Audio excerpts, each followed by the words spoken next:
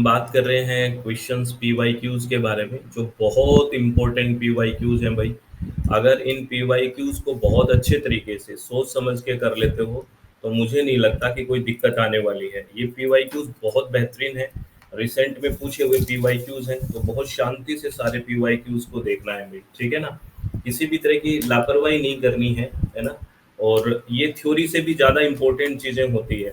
As it is PYQ, कभी आप ये मानो कि भी पीवाईक्यू सीधा एज इट इज उठ के आ जाए, वो नहीं, लेकिन कंसेप्ट्स वही रहते हैं। तो बहुत आराम से चीज़ों को सुनना है, बहुत रिलैक्स होके। और आपकी स्क्रीन पे पहला क्वेश्चन आएगा वीओसी के बारे में, यानी कि volatile organic chemicals are among the most commonly found contaminants in the ground water. ये आपका पहला स्टेटमेंट है। सेकंड कह रहा है the concentration of VOC in ground water is much less compare to that in surface water. ये आपके दो स्टेटमेंट है और आपको ये बताना है इसके बारे में क्या होगा। इसका बेसिकली राइट ऑप्शन होगा थर्ड। क्या होगा? थर्ड।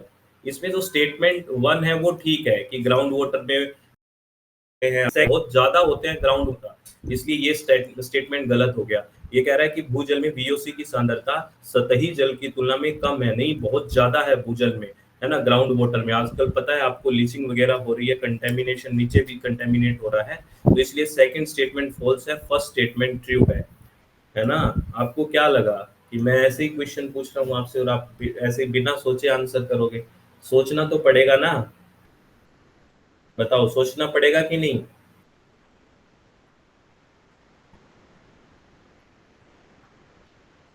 हम्म, ऐसे नहीं चलेगा भाई, ऐसे बात करोगे तो बात नहीं बनेगी।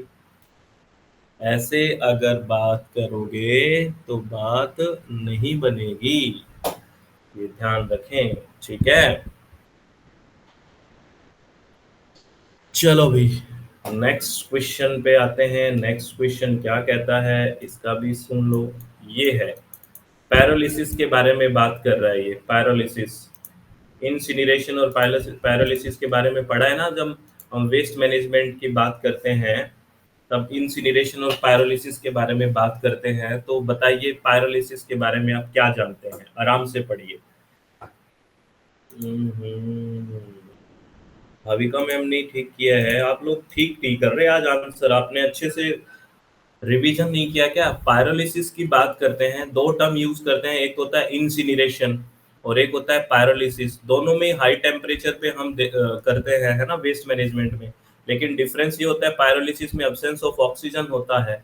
तो यहाँ पे कौन से आपको प्रोसेस को बेसिकली एलिमिनेशन मेथड कर सकते हो यहाँ पे। पहला ऑप्शन कह रहा है ए इज एक बायोकेमिकल कन्वर्जन। ये बायोकेमिकल कहाँ है? यहाँ पे कोई माइक्रो ऑर्गेनिजम्स थोड़ी यूज होते हैं, ये तो यहाँ पे थर्मो केमिकल होता है, टेम्परेचर का यूज होता है।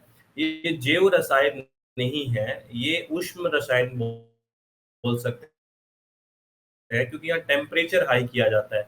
तो एक तो ये निकाल दो इसको, और एक ये निकाल सकते हो, कैन दो। तो राइट ऑप्शन कौन सा आ गया? ये आ गए बस बी और सी और डी, है ना। क्या है ये? यूजफुल है पर प्रोडक्शन ऑफ बायो ऑयल।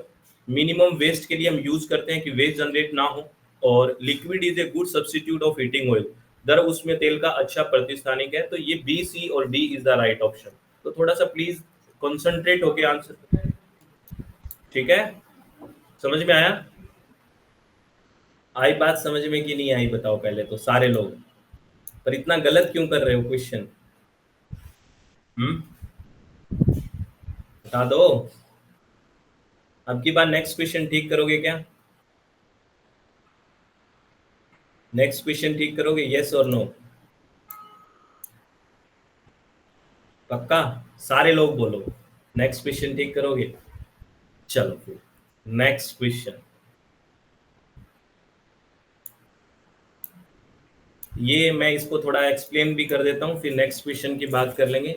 देखो, इसमें हम बायोकेमिकल कन्वर्जन नहीं कहेंगे, इसको क्या कहेंगे बेसिकली बायो, ये थर्मोकेमिकल प्रोसेस है ना। थर्मो है क्योंकि यहाँ पे टेम्परेचर हमने बात की थी, यहाँ टेम्परेचर की बात हो रही है। तो थर्मोकेमिकल प्रोसेस है, नॉट ए बायोकेमिकल वन, इसलिए उसको हमने एलिमिनेट किया। और इथेनॉल आपको पता है usually produce by biochemical process called fermentation, ये फर्मेंटेशन से होता है। तो इसलिए इन दोनों ऑप्शंस को ए और ई को हमने काट दिया था, है ना। ये आपको ध्यान रखना है, ठीक है। चलो नेक्स्ट क्वेश्चन के बारे में बात करते हैं। ये क्वेश्चन है, देखो, चलो ये क्वेश्चन करो। आप लोगों ने कहा है कि इस क्वेश्चन को ठीक करेंगे। अच्छा, टेक केयर, ध्यान रखो भी। स्टेटमेंट फर्स्ट है, some people suffer from what is called a sick building syndrome, SBS एक डिजीज है। और स्टेटमेंट टू कह रहा है कि SBS यानी कि जो सिक जो बिल्डिंग सिंड्रोम है is cause due to supply of water, polluted water in a particular building. तो आपसे ये पूछा है, देखते हैं आप सही कर पाते हैं कि नहीं। ऑल द वेरी बेस्ट, मैं पोल दे रहा हूँ। भाविका मैम ने फिर ठीक किया answer, very good ma'am.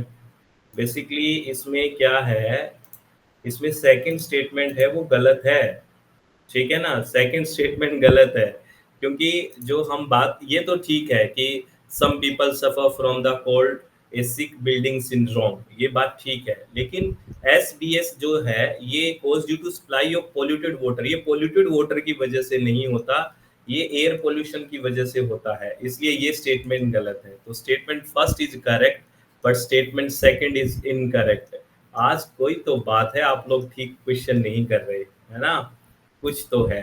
Basically यहाँ मैंने लिख दिया है, अगर हमारा इंडोर एयर क्वालिटी अच्छी नहीं है, पुअर इंडोर क्वालिटी है ना, तो उसकी वजह से होता है नॉट पोल्यूटेड वाटर। तो ये आपको ध्यान रखना है, ध्यान रखोगे? बताओ भाई, ध्यान रखोगे क्या? चलो फिर नेक्स्ट क्वेश्चन, लास्ट है आज का क्वेश्चन, ये ठीक कर दो बस एक बार, ये क्वेश्चन ठीक कर दो। At pH value above 7.5 the disinfectant capability of chlorine is, 7.5 से अगर पीएच अधिक हो जाता है तो क्लोरीन की जो डिसइंफेक्ट करने की जो बेसिकली कैपेबिलिटी है उस पे क्या प्रभाव पड़ेगा अकॉर्डिंग टू यू। आपको पता है क्लोरीन को एज ए डिसइंफेक्टेंट हम यूज करते हैं, है ना। तो बताओ डिसइंफेक्टेंट का पे क्या प्रभाव पड़ सकता है अकॉर्डिंग टू यू, अगर हम पीएच 7.5 से ज्यादा कर देते हैं।